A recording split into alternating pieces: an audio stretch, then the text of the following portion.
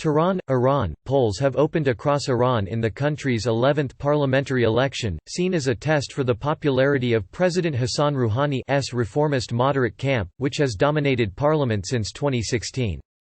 Elections for Iran's 290-member parliament are set amid escalating political tensions, economic struggles and concerns of low participation.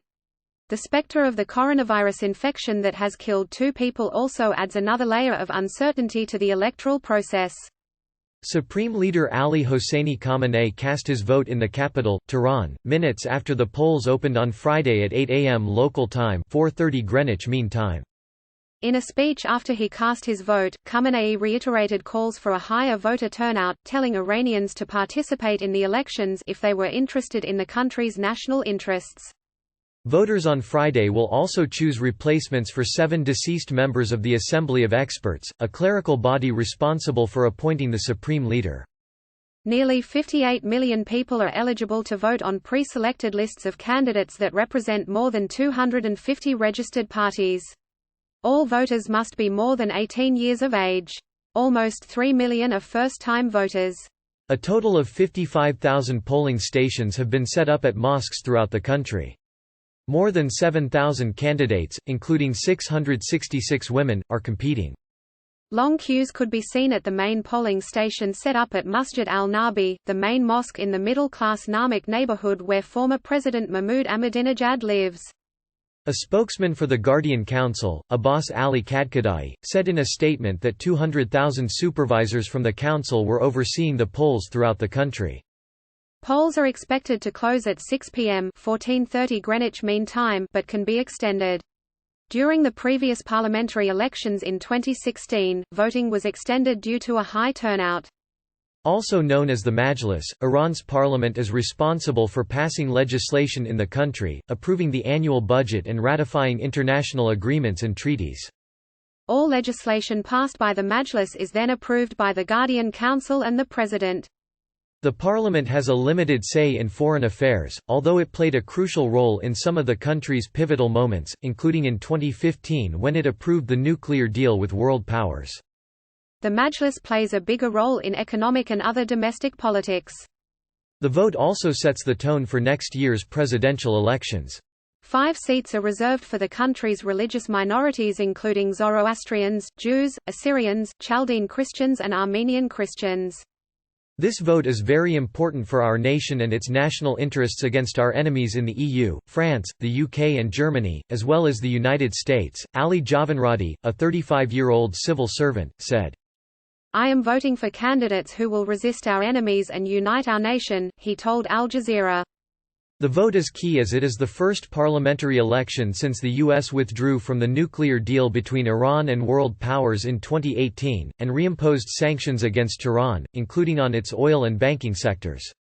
The financial measures put Iran's economy into a tailspin with inflation reaching 33.5% and growth declining by at least 6% last year. The vote will determine the direction of the country as it grapples with a worsening economic crisis and a punishing maximum pressure campaign by the U.S. According to Tehran-based political commentator and analyst Mohammad Eslami, the vote will reflect the way people want the government to approach the West after the breakdown of the deal. It will tell whether people want more cooperation with West, or with Russia, China and tapping into domestic potentials instead, he told Al Jazeera. Zahra Khalaf, 30, an alternative medicine practitioner, said, "Voting was an easy and smooth process like it always is. It's important to vote because we can choose members of our parliament who are responsible for questioning the ministers," she told Al Jazeera.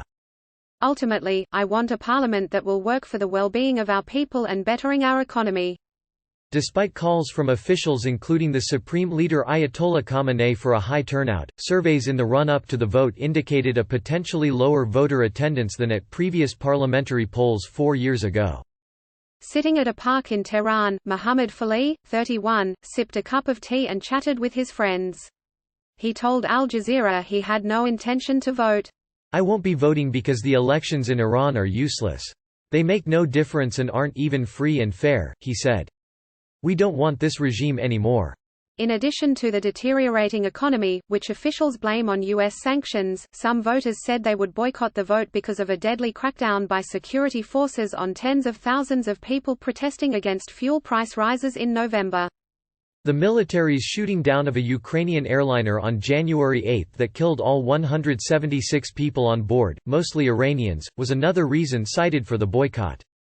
But observers said things might change on the day. Iranians tend to decide on the day whether or not they will vote.